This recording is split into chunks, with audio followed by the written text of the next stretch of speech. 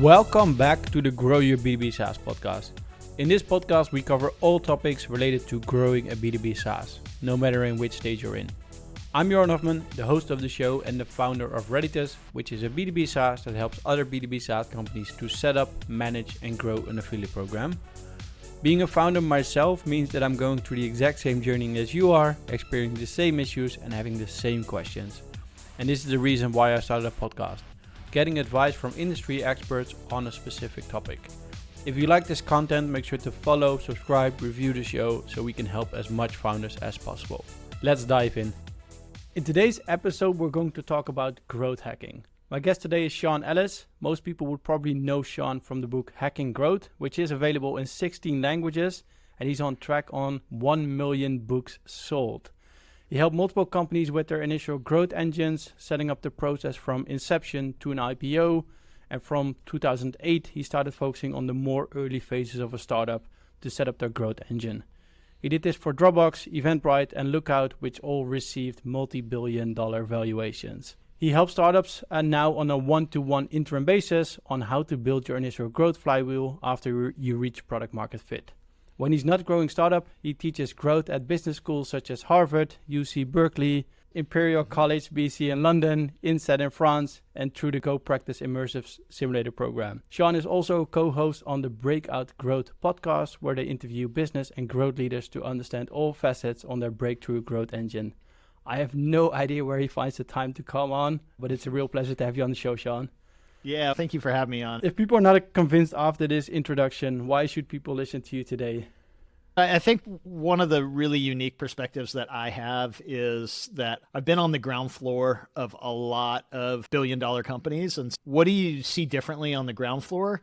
You get a lot more insight into the cause and effect of results. Like I personally can't imagine if I went into, say, Heineken and was trying to move bottles of Heineken, how do I know which of the promotions that I'm doing that really move it, like that kind of getting the cause and effect relationship on all the things you're doing for like a big brand like that would be really tough. But when I started with Dropbox and would log me in and some of the companies that went on to these multi-billion-dollar valuations, we start with kind of customer 1, customer 2, customer 3, and you get a lot more signal of what works and what doesn't work.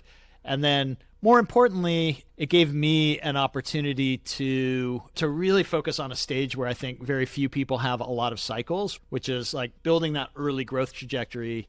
I learned it after my second company where, and I'm maybe jumping ahead to some questions you might want to ask about, but after the second company where I'd basically been on board for kind of full 5-year stints on the first 2 companies, I learned that the most important contribution I made was in the early growth phase. So once we had a product that really resonated with the market, how do we figure out how to get the right people to try that product and ultimately to keep using that product, to buy that product, to get others to use that product? And I think starting from a blank slate is a lot different than, let's say, you're hired in 3 years into the business and you basically are coming in and understanding an engine and scaling, and it becomes more about forecasting and where's that new growth going to come from. But that early growth where you're going from the 0 to 1 is, I think, a really unique challenge and one that I probably have more cycles and experience on successful companies than just about anyone else out there. Yeah, I love it. And I also love that you're now doing it on a one-to-one interim basis. So you're not just doing consultancy and just doing it from the sideline. You actually want to go in and help companies on the ground floor, as you mentioned. Yeah, I really do love teaching and doing workshops and doing keynotes and speaking at universities, but it's easy to become an academic if you do that for too long and theory starts to take over and it must work this way, so I'm going to start explaining it this way. But when you jump back in the trenches and you're executing growth, you quickly realize that some of the things that start to sound good don't actually work, and it keeps my skills fresh. And obviously AI and things are changing. We didn't have to think about AI when I was at Dropbox, and now it's become a tool that's pretty helpful for a lot of companies and will become more so going forward. And if I don't stay fresh on my experiences, I'm gonna probably be. There's still like some evergreen things that I think, like my book covers a lot of evergreen things that aren't going to change. Growth process is really based on the scientific process, and that's been around since ancient Greek times. And there's a lot of things that actually don't change over time, but they're there are new tools and channels and opportunities that emerge, and being able to tap into those. You want to have good practice, fresh practice doing that. Yeah, nice. Yeah, it's one thing to read a book, or I have no idea, but to write a book, but actually keep doing it and keep educating yourself. If we just go zoom out for 1 second, the book is called Hacking Growth, right? People refer the term growth hacking. Like, what does it mean to you? As in, if you really look at it from an outside perspective. So boiling it down, I think it's good to contrast it against what was the approach before the book and before the term came out, which is basically marketing as it's taught in a textbook. What I saw is a lot of companies were just developing a strategy, and you had a marketing team kind of executing that strategy, and then you had a product team who's doing some other things, and hopefully it all fits together. So growth hacking to me is about experimentation, as I said, like based on the scientific process of scientific method of you analyze the situation, you look for new opportunities for growth, you come up with ideas of how to capitalize on those opportunities. You need a system for prioritizing which ideas you want to test. You run the tests, you analyze the results. Each time you repeat that, you get smarter about how you drive growth in the business. Just to differentiate a bit, someone listening to that who works in marketing might say, yeah, that's pretty much how you do marketing right these days. You're testing advertisements, you're testing channels. I think what's different with growth hacking is that we're doing it not just in the channels, but we're doing it within the product too. How do you get someone to a great first time experience in the product? How do you keep them coming back and using it more often? How do you monetize better, drive upsells? All of these are growth levers that you want to be executing that growth process on. Yeah, we're going to dive into the process a little bit in a sec. You can already hear it, right? You're really passionate about this topic. I'm just personal question, like, why are you so passionate about growth hacking? I think it's just cool. I've always felt that if you're going to do anything, do it the best you can. Try to be great at whatever you do. And if you're going to go in and half-ass it, then don't bother doing it. And to me, if you're responsible for growing a business, you got to figure out the very best way you can grow that business. And a process of continuous improvement and learning is really fun. Personally, I think it's fun, and a lot of times it's about identifying who needs the product, why they need it, how do I connect them to the great experiences that product has to deliver, and ultimately drive impact on the market that has a need. And yeah, that's something I do get really excited about. And I think founders get excited about it too. That's why they go out and build companies. And I've also been a founder. I launched and sold a couple of companies. To have the guts to launch a company, you have to be really passionate about a need that you feel like is underserved. And often you're wrong, and you have to make some adjustments along the way. But then once you start to make progress against solving that need, the better and faster and deeper progress you can make, that's really exciting. That means that you're doing something important and you're doing it well. Yeah, and almost selling 1 million books is not nothing. So I really love the journey already. When we dive more into the topic, like I always like to start with mistakes, and then we go into more best practices. Like, what are the most common mistakes companies make while trying to implement growth hacking? What's most challenging about growth hacking is that it is a cross-functional process. And so the most common mistake then is they try to kind of implement it one function at a time. And it just doesn't really work very well to do it that way. I think it's better to think holistically about the entire customer journey and what are the opportunities across that entire customer journey and how do we capitalize on those opportunities. That would be one thing. And then the other thing that I've seen more recently, and I'm surprised I didn't see it before, but maybe I just was blind to it, is there's kind of management theory. I think it's a good idea in management theory to think in terms of ownership. You own this number, you own this part of the business, you own this part of the business. And as you break up the business by different owners of, and again, that's the functional side of things. So the functions that each lead owns, then people try to find a box to put growth into. So growth becomes a function, and it just doesn't work that way. Growth hacking, growth, head of growth, whatever you want to call it, is not a role of ownership. It's much more a role of influence. It's better to have a growth leader who looks holistically across the entire business and is able to collaborate well with the owners of each of those individual areas. And if you identify that, man, we could really grow this business better if we could just do a better job retaining our customers, and we think retention is falling down either on activation or we just don't have a good engagement loop in this product. So you narrow focus on that opportunity. And usually there's a team that would own that opportunity, but then to have a growth team come in and say, hey, we're going to help you really contextualize this, pull the data out, understand everything we can about it, run some customer research, some user interviews, some surveys, user testing, whatever we can do to really contextualize it, come up with a bunch of ideas and start testing those ideas. And we'll provide you with some additional design, data, and engineering resources there. That's a model where hopefully those teams get really excited about that as opposed to getting territorial and saying, stay out of my business. This is my area. And so that's kind of a behavior change that I think is hard to make. And so that's what I spend a lot of time thinking about these days, trying to tackle that challenge. Yeah, I think that's definitely going to be the biggest one, where people think that this is my game, we know what we're doing, we have our own metrics, keep focusing on your own department and try not to bother us, basically, Yeah, and then that really means that the growth team gets marginalized down to really common in Europe. You see them get essentially, they call it growth marketing. They essentially just get pushed to top of funnel, and it's really, even a growth hacking agency in Europe is often just a really creative, clever marketing agency. It's missing the point. It's not about just coming up with a real creative way to get people's attention. It's thinking how do you test through that entire customer experience to get more of the right people having the right experiences that lead to long-term valuable customers. Yeah, it makes a lot of sense. But if you come into a company, I can imagine it's not going to be easy, right? You have to change the mindset. You have to go cross-functional from the beginning, probably. What would be your process if you would go into a company? Like, how would you set the foundation? Yeah, so right? very first thing I do is I go and do some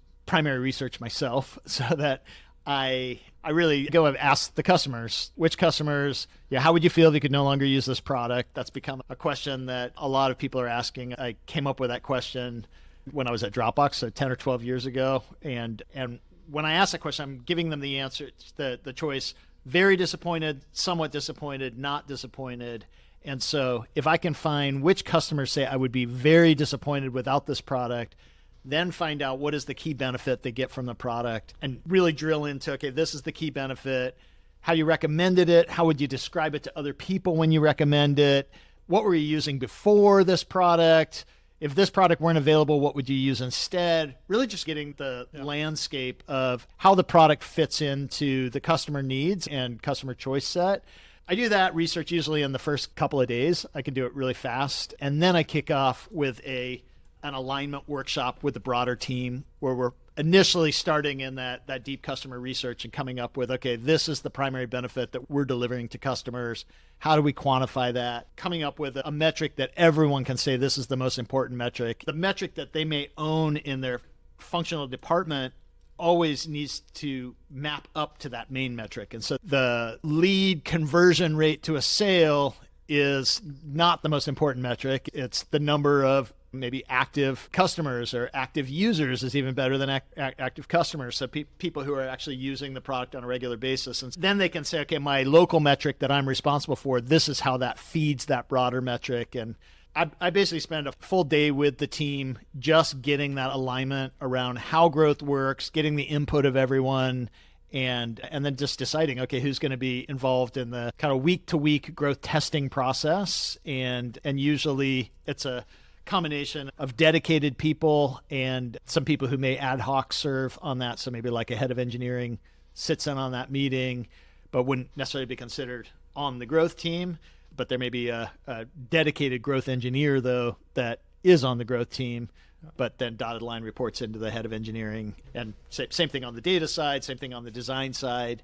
And that ultimately that team becomes the team that really keeps the company focused on what are the biggest growth opportunities that if we can get a doubling in activation rate, that's going to drive 5x growth in the business. If we can improve a doubling of retention, that's going to get whatever X improvement in the business. And so really shining the spotlight both on where is the leverage for driving improvement, but also where is it most broken right now, or the most opportunity for improvement. Yeah, it makes a lot of sense. And is it going to be like a separate team from the beginning, or is it more people are in the team and you create like a squad or I don't think there's a one size fits all required way to do that. I recently went in and did this with Bounce, a company out of Portugal, where I was the interim VP of growth, was there for 6 months. And I very specifically said, I don't want any direct reports. And so being the head of growth without any direct reports, it just meant that the growth engineer directly reported into the engineering team, the growth designer directly reported into the design team, but everyone knew that 100% of their cycles were on the growth teams. I think it's going to depend on a super early stage company, pre-product market fit. You're probably not even going to have a growth team. You don't want to focus on growth. You want to focus on getting the product right. But once you have product market fit, then initially what I say is focus on experiment throughput. And so don't try to build the team and then experiment. Start experimenting and figure out where the bottlenecks are that are preventing you from experimenting. And so I would generally start with an ad hoc team that kind of forms and from existing teams. And then if I'm constantly fighting, the thing that stops us from experimenting is we never have design resources available. Then, okay, let's get a dedicated designer, growth designer, or engineering, or whatever it might be, whatever that bottleneck is that's preventing a high velocity of testing, hiring dedicated to solve that bottleneck. Like, I think in your book you also talk about a framework, right? Can you tell a little bit more about that? I've referred to the growth engine a few times. To me, that's essentially all of the levers of growth. And so AARRR is acquisition, activation, retention, referral, and revenue. And so an improvement in any of those levers is going to improve the growth rate in the business. So it's a good way of looking at the business. I think it originally came from Dave McClure, founder of 500 Startups. And it's become pretty widely used in marketing and growth for a lot of years since then. And so it was probably like, I want to say around maybe 2005 that he came up with that. And I think it's just a good way of bucketing. Increasingly what you're seeing is when people think about that, not so much as an R funnel, but a funnel that has some loops built into it too. So referral would be really a loop, and even engagement, retention would be a loop.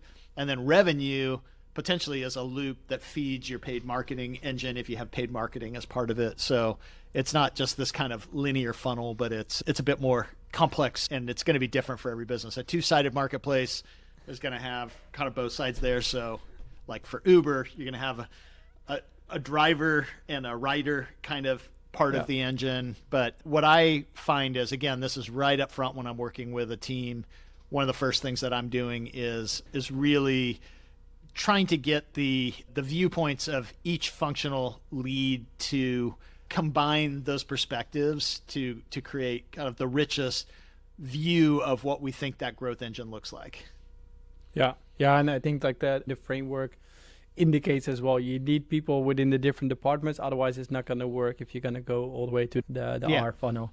Yeah, and usually the hardest one to break into, in my experience, is product. One way around that, you see a lot of times kind of product will actually own growth. It's easier for product people to influence marketing than for marketing to influence product, even though they teach us in the books that there's the 4 Ps of marketing, and one of those Ps is product. But in the reality of the world, it doesn't always work that way. So I do think growth as a function that kind of sits outside all of the departments probably makes the most sense. But if I had to slot it into any one department, I would say product makes the most sense, because if you're trying to impose it from the outside, product tends to be the most territorial. Because I get it. They don't want someone junking up the product experience, but the person who's leading growth hopefully realizes that junking up the product experience is the opposite of growth. That it's about the fastest way to growth is figuring out what are the barriers to a great experience for a customer, and how do you remove those barriers and build momentum and desire toward experiencing the product in the right way. This podcast episode is sponsored by Reditus. Reditus helps B2B SaaS companies to set up, manage, and grow an affiliate program. In short, it means you're asking other people, affiliates, to promote your SaaS. You would only pay the affiliates a kickback fee when they deliver you paid clients, making it a very cost-effective and scalable way to grow your MRR. See more at getreditus.com. You talked about a little bit already metrics, as in when we look at B2B SaaS companies, are there any common metrics you always focus on? Can you explain a little bit about that? Yeah. So I think obviously B2B SaaS, MRR, ARR is going to be an important metric for most B2B SaaS. And I think that's a great improvement over the traditional licensed software model where a lot of stuff ended up being just shelfware. You make the initial sale, and that's what the sales team is really incentivized on, and nobody really cares if the company is successful with it. Once it went to subscription, then at least you have a big incentive to make sure they're getting enough value to renew those subscriptions.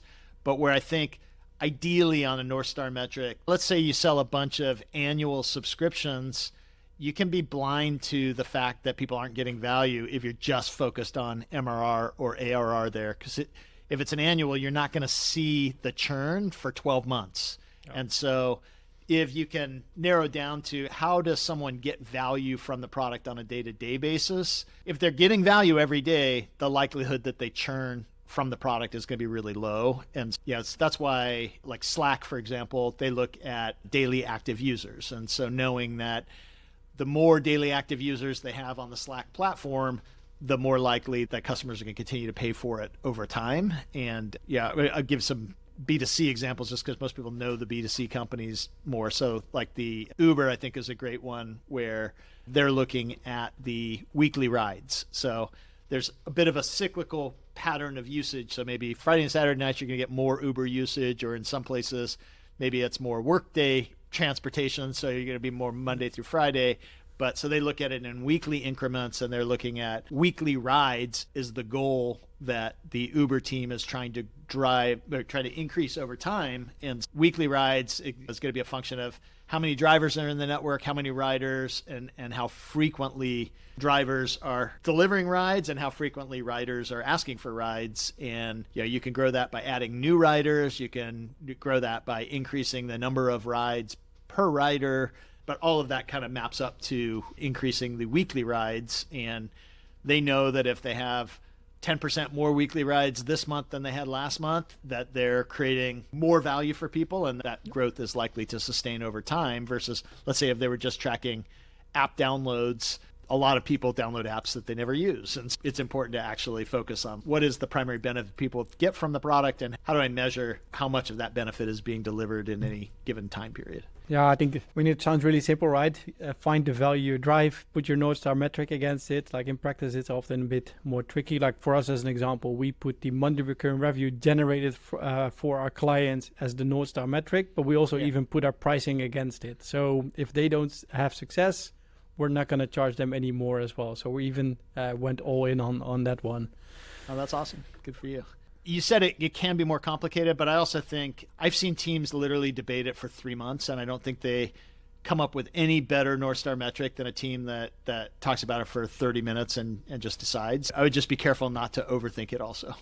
And just reserving the right. I mean, I think the one thing is you don't want to change your North Star metric every month. It may take you a couple of iterations to hone in on the right one, and that's okay. You're better off having a metric that you use, say, for a month or two, and then say, it would be even better if we actually switched it to this. And that's fine. But yeah, I think sometimes people make the mistake then of feeling like, okay, what's going to be this quarter's North Star metric? And that's not what you want to do. Nice. That's like a common mistake, maybe also like a best practice to not to stick to it. Can you maybe share some best practices regarding companies who implemented growth hacking really well? What did they do? Why did it went so well for them? I like to try to really simplify things down as much as possible. So one of the things that I think really important, we've covered already, North Star metric. If everyone on the team knows the North Star metric and it's reported very publicly where everyone sees progress of that North Star metric, whether it's every day or weekly changes in it, but that's beamed up on big screens in your office or of your remote team, that first screen that people see when they log in, they see that North Star metric. That should be the thing everybody's focused on, because that's units of value delivered to customers. And then, but that's a result metric. And then what is it that you do that moves that result? I would go the other end of the extreme on that. And that's really a function of you don't drive improvement until you try new stuff. And trying new stuff is also called testing. And so quantifying the amount of testing that you're running in any given time period, I think a lot of people spend so much time trying to figure out the best test to run that they may run one test in 3 months or one test in 3 weeks, where if they can have a much more consistent release of tests, which is going to then directly lead to a more consistent units of learning, and units of learning is what feeds your ability to improve your growth rate. And so quantify how many tests you're running, set goals around the number of tests, and stick with them. And if you're not hitting that test velocity, test smaller, figure out smaller things to test. Take a big test that may be weighing you down and figure out how do we break that into 3 separate smaller tests. And then we get 3 units of learning instead of just 1 unit, where we may not be able to isolate what it was that actually caused the benefit. So that would be on a big level of best practice. Then the next level down from there would be not just random testing, but testing based on understanding. It's really hard to improve something that you don't understand. So really taking the time to understand. If I have a big drop off, I'll give you an example from Log Me In. We had a channel that sent 200,000 new people per day to the website, and it was really cheap, like 2 cents a visit. And so we got really excited about this channel. 10% sign up rate from that channel. So 20-cent signups, which were way below what our allowable cost per sign up was. But at the next step in the funnel, we had a 90% drop off. So at the download step. And so we were really confused why. And so we thought, okay, maybe they just don't believe it's secure. So then we went and got security magazines, put their symbol on there and quotes on why it's really secure. And that didn't really help. So maybe they didn't see the download button. Let's make it bigger and red. And, all these areas. Let's make sure that they know that it's free to download. So let's put the word free big on there. And we did all these things, and I think we ran at least like 10 experiments. None of them improved the download rate. We're ready to pull the plug on the channel. And then we finally said, we have 20,000 people a day that are actually signing up through this channel. We have their emails. Let's just ask them, why did they sign up and not download the software? And it would be a little creepy to ask it that way. So we just made it look like it was coming from customer support and said, I noticed you didn't get a chance to use it yet. Can you help me understand why? Anything I can help you with? And in one day, we got a bunch of people coming back saying, I don't believe this is free. And so it was the early days of freemium software. And so now that we understood what we were solving for, we weren't solving for how to get a higher download rate. We were solving for how to have people feel comfortable that it really is free. Our next experiment gave us a 300% improvement in the download rate. And we gave them a choice: download the free version or download a trial of the paid version. We put a big graphical check mark on the free version, but when they saw that we had a paid version also, it gave credibility that the free version was real, and that made that channel work. But it just shows that, yes, a lot of testing. There's no improvement without testing. So you and I talked about that before. It's like in the soccer analogy, or football for Europeans, that, shots on goal every shot you don't take is a shot that's missed for sure. And so every test you don't run is a test that did not improve your results. And so you do need to run the test. But if you can be smarter about really being clear about the problem you're solving and contextualizing that problem, the likelihood of big winning tests is going to go up. Nice. Really random question. What was behind the buttons? Were the buttons doing the exact same thing? Were they downloading the exact same software? That was a different test that we learned. Was before, it used to be you would download the same piece of software, but the software would basically display the free version or display the premium version. But then one of the experiments we ran was, instead of thinking of it as, okay, first we got to get them on the free and then we got to convince them to do the trial of the paid, let's combine those funnels. And so they clicked on the download for free, and then it said, congratulations, for the first 30 days, we're giving you full premium functionality, and it will automatically turn off after 30 days. So you won't lose anything and you'll still have remote access to your computer. But then we had a lawyer come up to us and say, hey, that's a bait and switch. And so we had to add one little piece of text in there that basically said, if you don't want premium functionality, just go to settings and you can turn it off. When we added that doubled our conversion rate to premium. That's really interesting. I love it. Maybe final question before we dive into the final 4 questions. Like, you've been implementing, and I asked it a little bit already, you've been implementing growth hacking mindset within like lots of companies, right? I can imagine it doesn't go as smooth as always you would think or you would like to. What are the most common challenges you ran into, and how did you overcome those? I think there's 2 extremes. So on one extreme, is the company that's too small, that they don't have product market fit yet, and they can't growth hack their way out of that. They need to patiently iterate on core product to dial in product market fit. So that's on one extreme.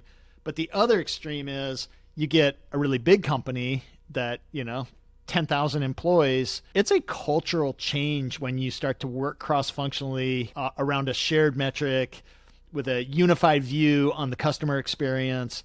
These are things that are really hard to change in companies that have been around for 50 years or 20 years and thousands of employees. And this is part of the reason why startups often disrupt larger companies, is that they can be more agile and make the changes. But you are seeing some very large companies that have had success in adopting this. Microsoft has definitely been successful in adopting growth hacking. They were actually one of the first workshops that I ran. But IBM as well. So you're seeing like big tech companies that have adopted this, and it has to be very, very top-down support, but at the same time, very organic, where everyone across the company buys in. And that's why a workshop tends to work really well. Works well for companies of all sizes, but particularly for the really big companies that need to go through some major cultural changes. I would say that I've underestimated the importance of the right growth lead. I think the right growth lead, what I'm finding increasingly, that they need a mix of both essentially diplomacy, but aggressiveness. And those almost sound like two opposites, but aggressiveness to insist that just because we have a new product release coming out, we're not going to temporarily take the engineers away from the growth team to help that, or the designers for a new homepage release that we're trying to do. Like they have to have those kind of dedicated resources. They have to be able to push against some of those forces where I said, okay, we're moving to a system of ownership. And so the growth team's getting pushed into a little corner. And so they need to have kind of the spine to push back on some of those things and say, this is what we need to be effective, and here's why growth really matters. And we were all in the workshop together, and being able to keep referencing back, but doing it in a way where they're diplomatic enough that they don't create that resentment and permanent pushback from people who are going to be needed to be successful with it. And so I think that's one of the biggest challenges in the right growth leader, is finding that balance of diplomacy, but also aggressiveness in making sure that the key elements are in place and stay in place that are needed for success. Nice. And you mentioned workshops quite a bit. I think we have some good news for people listening, because you are doing a world tour starting from January 2024, right? Right, Basically exactly. helping companies with workshops all around the world.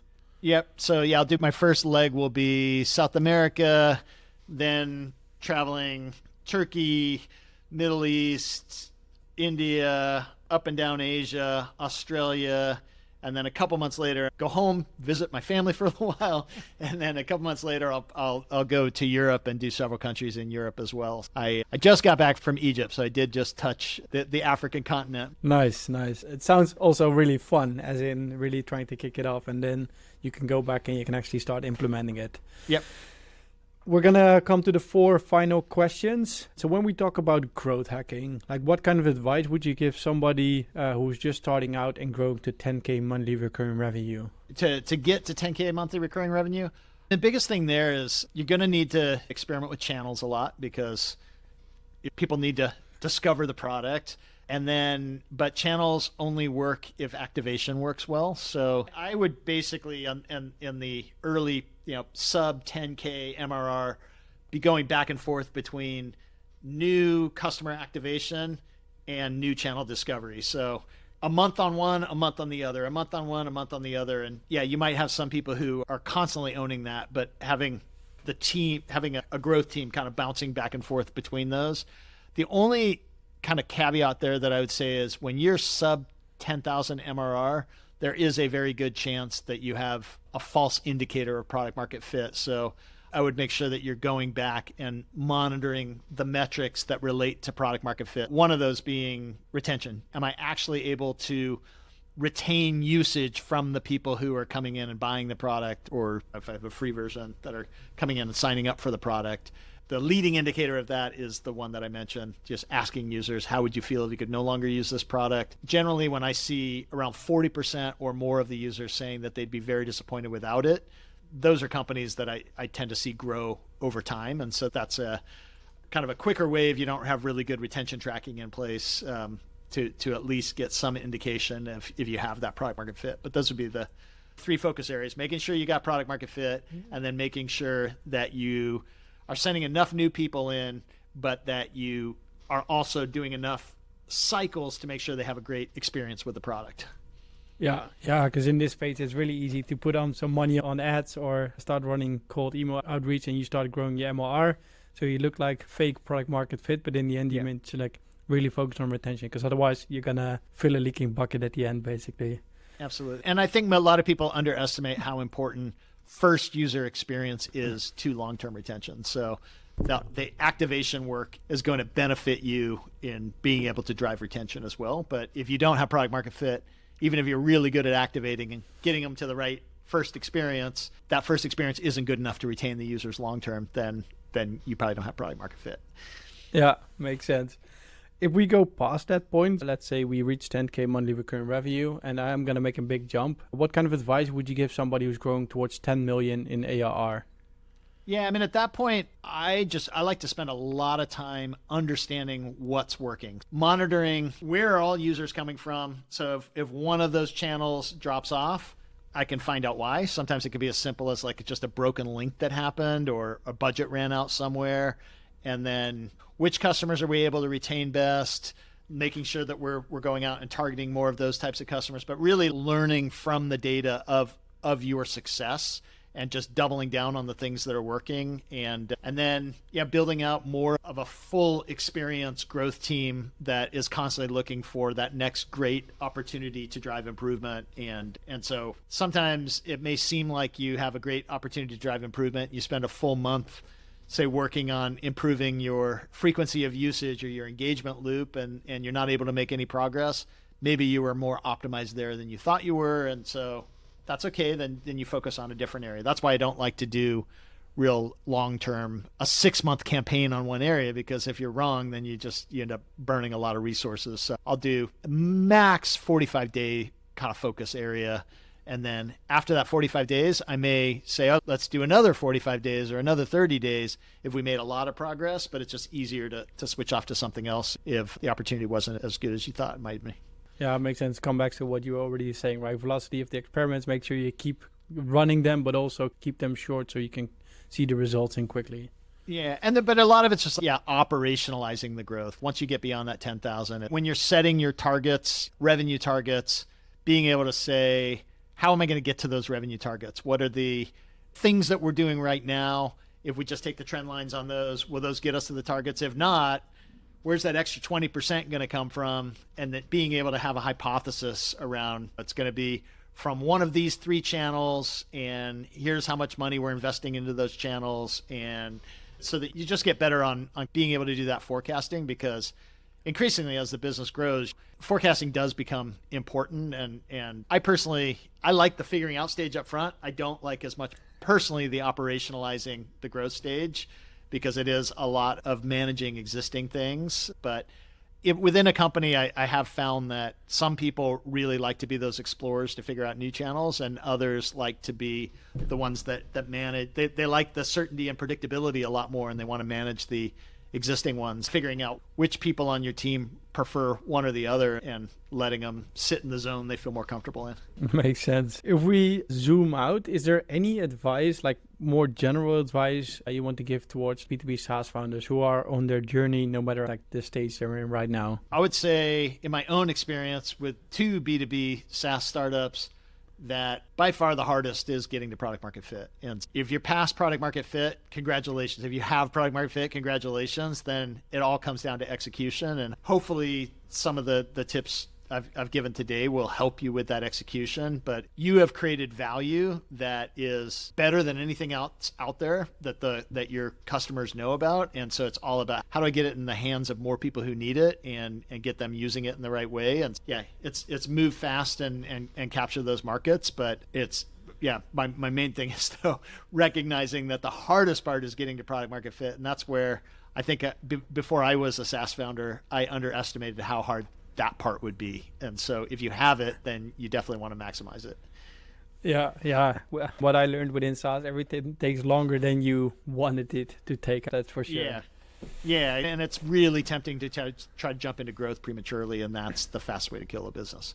Final question. What is one thing you wish you knew 10 years ago? I think it would be exactly what I just said, that creating product market fit is a lot harder than I think I recognized. And so I spent 10 years chasing product market fit when I had developed and still feel like I have a unique skill set around executing on product market fit to maximize the value of a company. You start getting greedy and you're like, gosh, instead of 0.5%, I could have 100% of something that I'm the founder of. And then even by the time I dole out the rest of the equity to other people, I've still got 50%.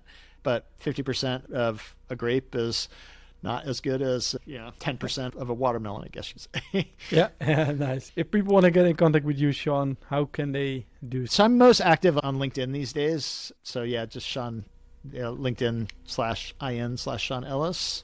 But I have a website that lays out some of the things I'm doing on seanellis.me. So those would probably be the two best ways.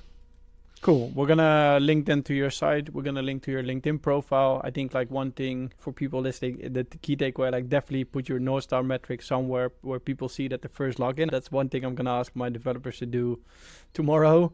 Sean is doing his workshops in his world tool starting 2024. So definitely check that out as well. We're going to link towards it. And then also check out his book, Hacking Growth. He's on his way to 1 million copies sold. So really well done. And hopefully we're going to sell some after this show as well. Perfect. Nice. Thanks for making time, Sean, and coming onto the show. Of course. Thanks for having me on. Thanks again for listening to the Grow Your B2B SaaS podcast. If you found value in today's episode, please leave us a review, follow us, thumbs up, you know what to do. If you want to sponsor the show to reach SaaS founders, just ping us on LinkedIn. And if you're experiencing any kind of specific challenges right now, let us know as well. We're always looking for topics to cover in our show. For now, have a great day and keep growing your B2B SaaS.